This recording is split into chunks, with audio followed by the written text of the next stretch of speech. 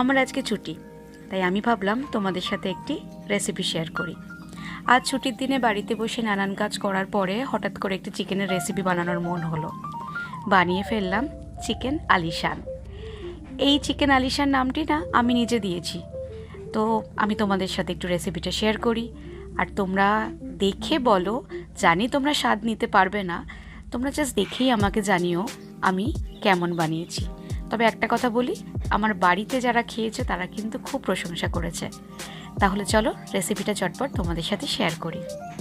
Chicken আলিশান বানানোর জন্য আমার সব থেকে প্রথম কাজ হলো চিকেনটাকে ভালো করে পরিষ্কার করে ধুয়ে নুন, হলুদ আর ফেটানো টক দই দিয়ে বেশ ভালো করে ম্যারিনেট করে রাখা।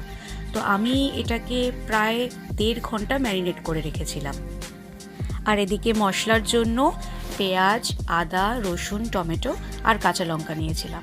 আমি আগে থেকে কেটে রেখেছিলাম। তারপর কড়াইতে তেল দিয়ে এর মধ্যে মশলার হিসেবে আমি এখানে জাফরান, জয়ত্রী, গোলমরিচ, সামান্য গোলমরিচ, এলাচ, সামান্য শুকনো গোলাপের পাপড়ি দিয়ে তারপর পেঁয়াজ, আদা, রসুন, কাঁচা লঙ্কাটাকে আর টমেটোটাকে তেলের মধ্যে বেশ ভালো করে নেড়ে নিয়েছিলাম।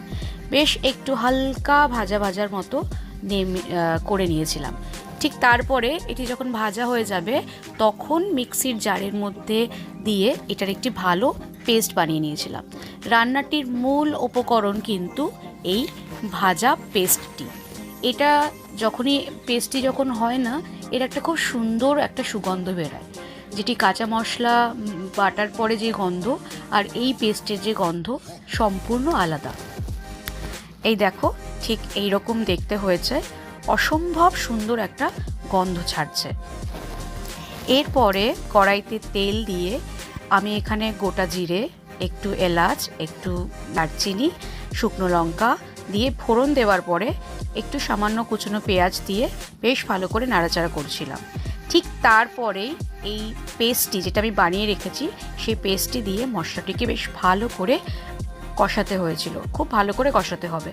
যখনই মশলাটিকে বেশ ভালো করে কষানো হবে তখনই তার মধ্যে থেকে একটা বেশ ভালো একটা সুগন্ধ, ঠিক আলিশান একটা সুগন্ধ, তাই আমি নাম দিয়েছি চিকেন আলিশান।